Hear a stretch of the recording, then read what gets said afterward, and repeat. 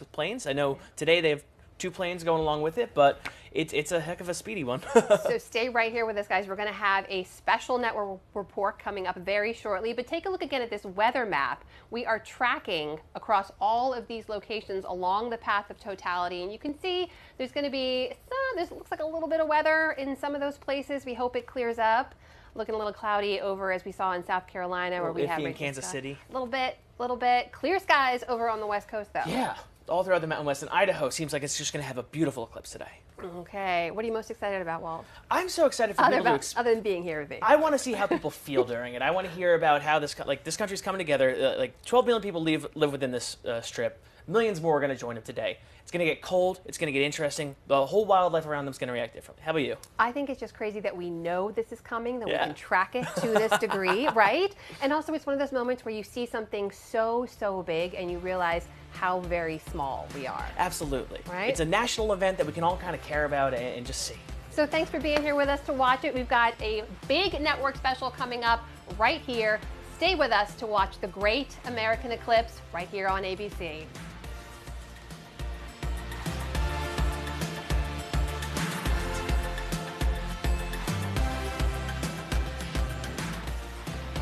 Let the natural wonder begin. You're looking live off the coast of Oregon, where in just moments we will experience the beginning of this total solar eclipse.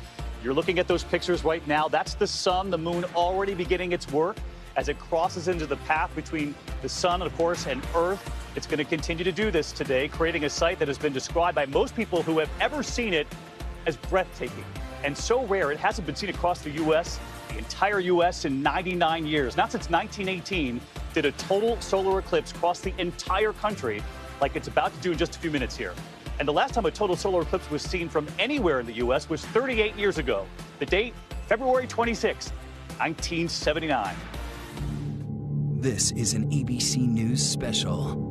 Not until August 21st, 2017, will another eclipse be visible from North America. That's 38 years from now. May the shadow of the moon fall on a world at peace. And ABC News, of course, will bring you a complete report on that next eclipse, 38 years from now. Now, in just minutes, it is finally here. For the first time this century, it's lights out, hands up. We're glowing in the dark. For the first solar eclipse to hit America in 38 years. And we're right there with your ultimate cosmic block party, celebrating all across the path of this historic solar eclipse, live coast to coast. It's the Great American Eclipse, and the sensational journey starts right now. With David Muir reporting from inside the path of totality in Charleston, South Carolina. 1 p.m. Eastern, 10 a.m. Pacific. Hello, everyone from Charleston, South Carolina. Our team is live across the country at this hour. You know, that was World News Tonight anchor Frank Reynolds promising 38 years ago we'd be back to cover this total solar eclipse. And here we are, and proud to be here. And there it is again. Let's go live to the sun just over Lincoln City, Oregon at this hour, about to be eclipsed by the moon. And if you look at the lower part of your screen there, you can see the clock.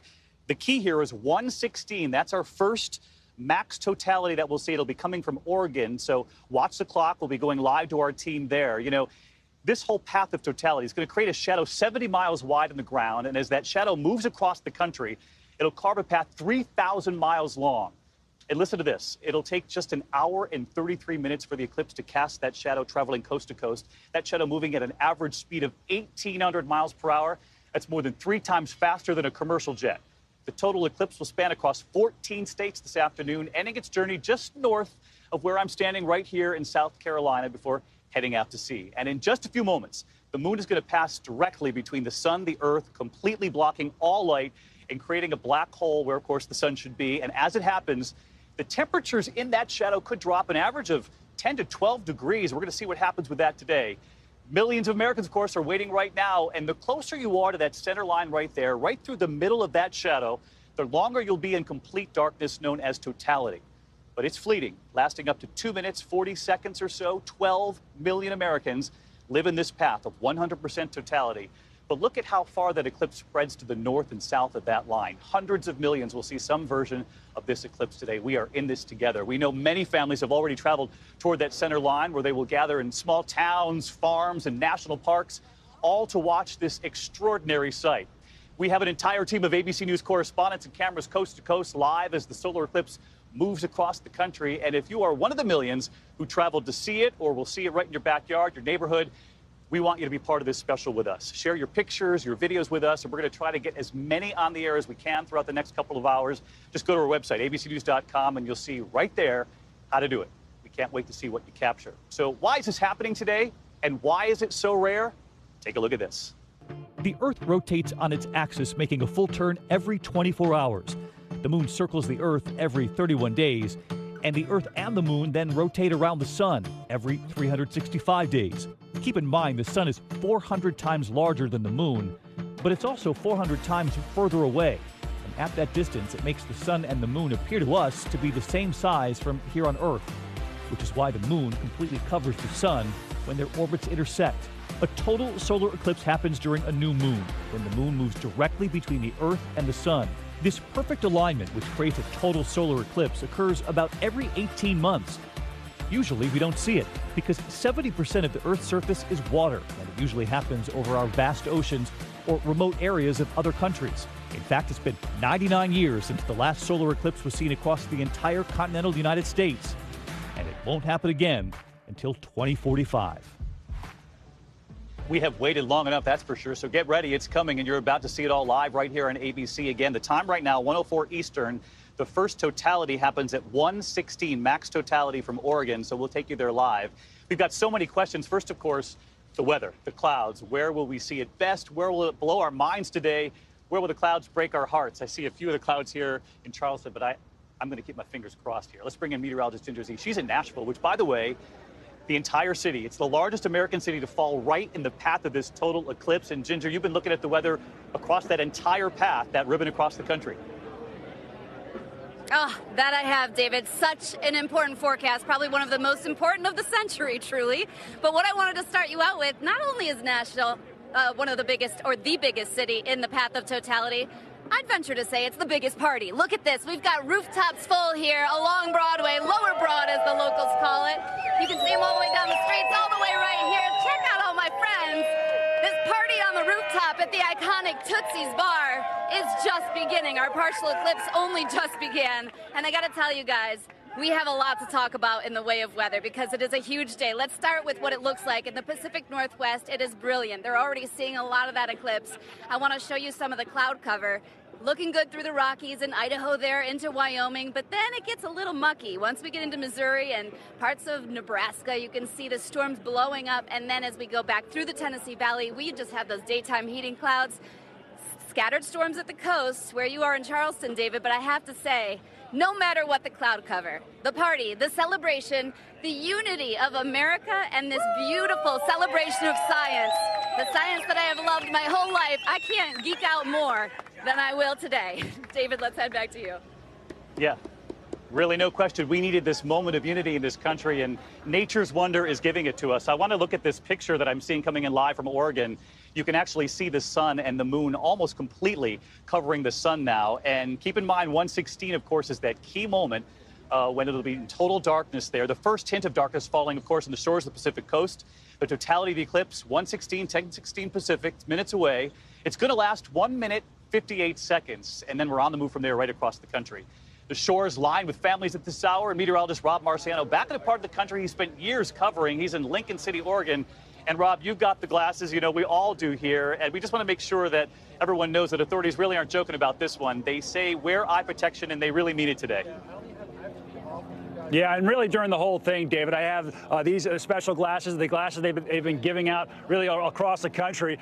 They look cheap, but they are mandatory viewing. They block out 99.9% of the solar rays, but you can see this eclipse in its entirety. So it's nothing short of spectacular. I gotta say, when you see even the partial eclipse across this country, you want to take it in. It is the Great American Eclipse. Hey, Suzanne, and Willie, where are you? Hey, there's another way to watch this if you don't have these glasses, and that is to make a pinhole projector. I found these guys in the parking lot, and you got, what, a shoebox and then what else? Shoebox, paper inside, tinfoil, and a pinhole. And it works. And Willie, your mom was a physicist, obviously inspiring you to see this, your first eclipse total? Yes. Yeah, so you're pumped. Yes, I'm home. And they got the glasses and the box, so just, just varieties of spice of life. Hey, go Ducks. Go Ducks. What do you got? You got welder's glasses? Yes. All right, so that's serious business right there. Can we see how they look on you?